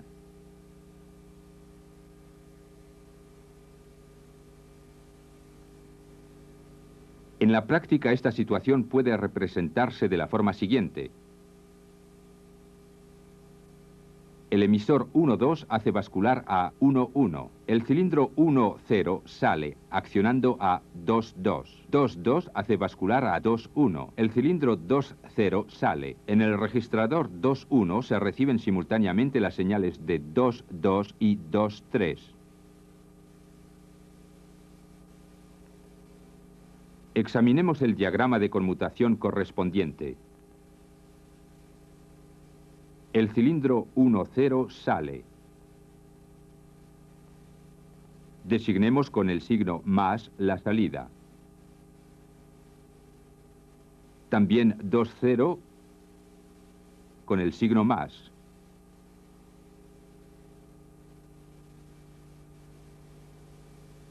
La entrada de los mismos con el signo menos. Se comprueba que en el paso 3 del diagrama se vuelve a tener la situación en que las señales 2,2 y 2,3 son antagonistas.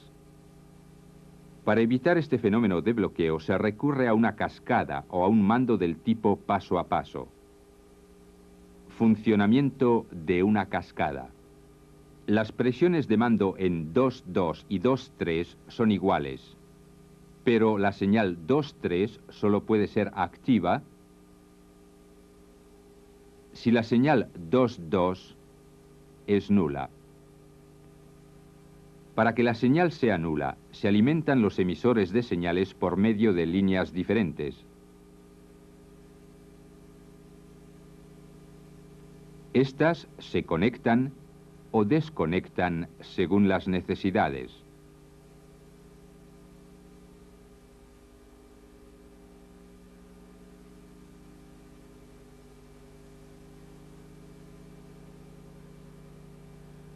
Para localizar las situaciones críticas, designaremos con A y B los cilindros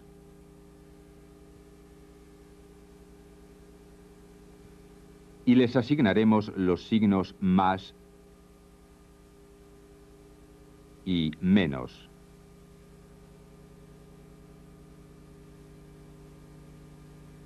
Cada vez que el signo de un cilindro cambia, hay coexistencia de señales antagonistas.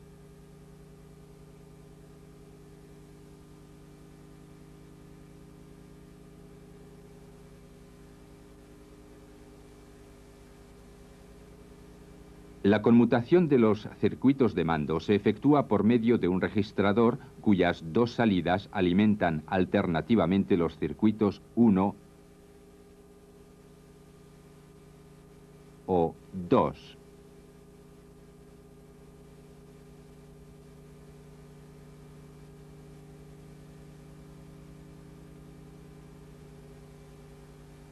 En este ejemplo se puede comprobar que los signos de los cilindros cambian con frecuencia. A más, B más, B menos, C más, C menos, A menos, A más, A menos. La conmutación del circuito de mando ha de efectuarse entre B más y B menos, C más y C menos, A menos y A más y A menos, y por último entre A menos y A más. Primer paso del ciclo siguiente.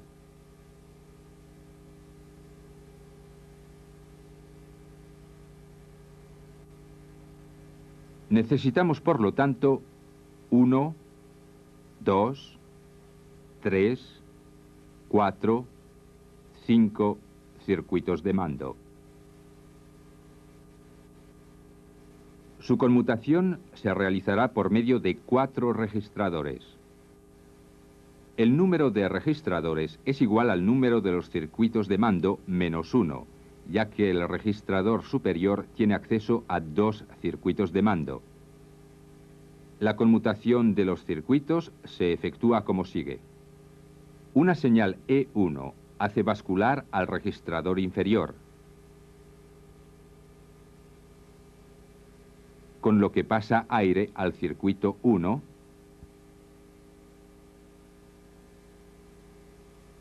y corta el circuito 5.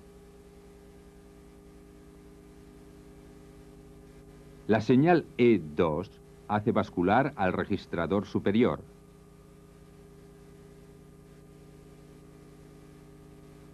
Se corta el circuito 1 y se alimenta el circuito 2.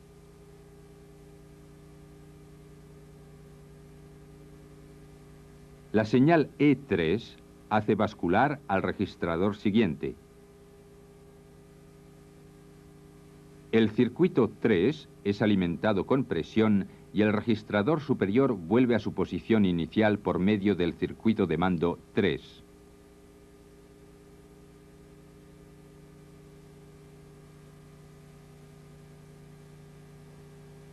El circuito 2 es cortado.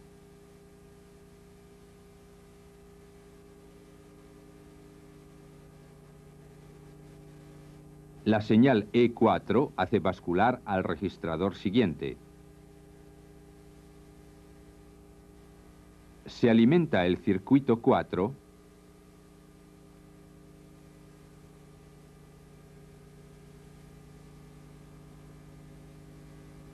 y se corta el circuito 3. La señal E5 manda al registrador inferior.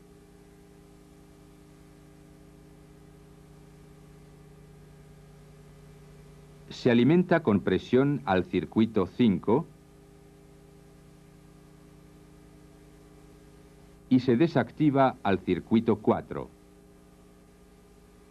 Nos encontramos de nuevo en el punto de partida del ciclo. Este método de conmutación se denomina cascada.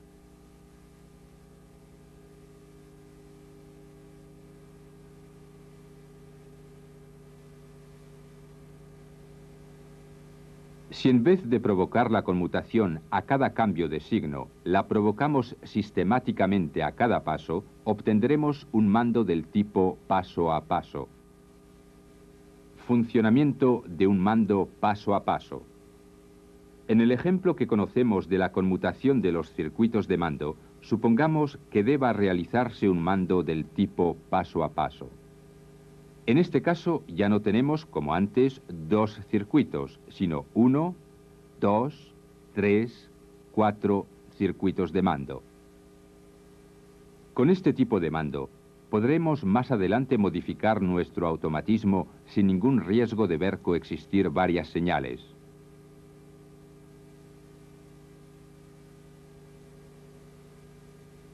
Introduciremos en el esquema del circuito de mando símbolos lógicos. Este registrador tiene una entrada E1 que activa la salida A y una entrada E2 que desactiva esta misma salida A.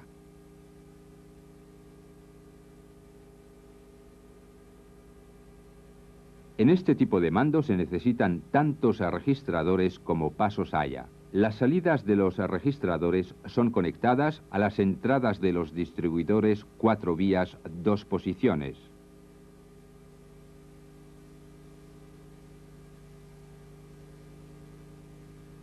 Si se acciona el primer emisor E1,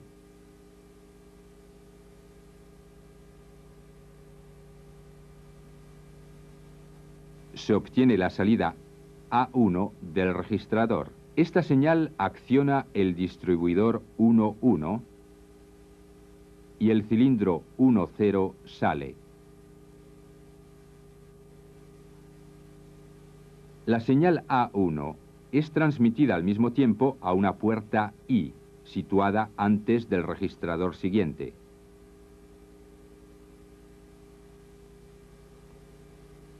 Cuando el cilindro provoca la emisión de la señal E3,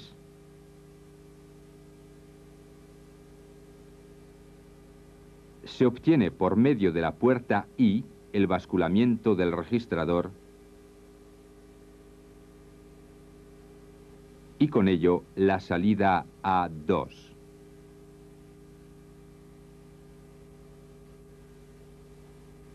Con la inserción de la puerta I antes del registrador, se asegura que la emisión de la señal sea eficaz solo en la medida en que la señal de preparación procedente del registrador precedente esté ya presente.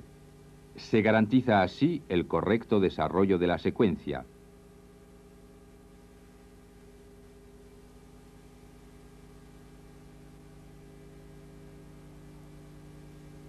La salida A2 provoca como señal de entrada E2 la supresión de la señal A1 del primer registrador. Además, sirve de señal de preparación para el accionamiento del registrador siguiente. El distribuidor 2.1 es basculado. El cilindro 2.0 sale. Al activarse el emisor E5, el tercer registrador bascula. Se obtiene una señal de salida A3 que, por su entrada E4, hace desactivar el segundo registrador. Se prepara la puerta I del último registrador. Se conmuta el distribuidor 2.1.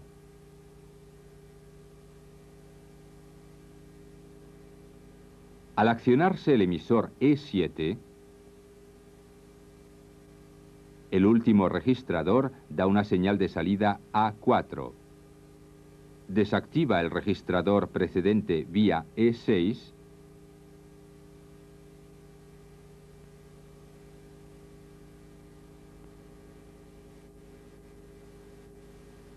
y envía por otra parte una señal al distribuidor 1.1.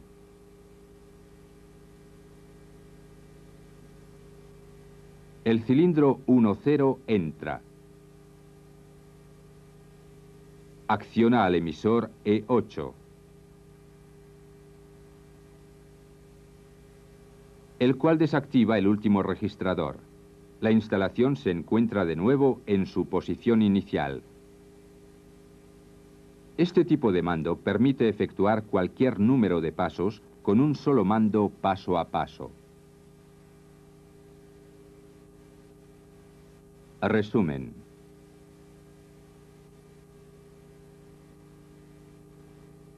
Designando por más y menos los movimientos de los cilindros en el diagrama de conmutación, se obtienen los puntos de cambio de estado de la línea de mando. La conmutación de los distintos circuitos de mando se efectúa por medio de distribuidores montados en registradores. Este tipo de secuencia de conmutación se denomina cascada.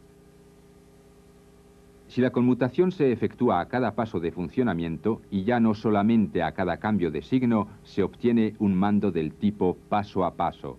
Estos dos tipos de mando no son muy adecuados para frecuentes cambios de programas, por lo que se designan como programas permanentes.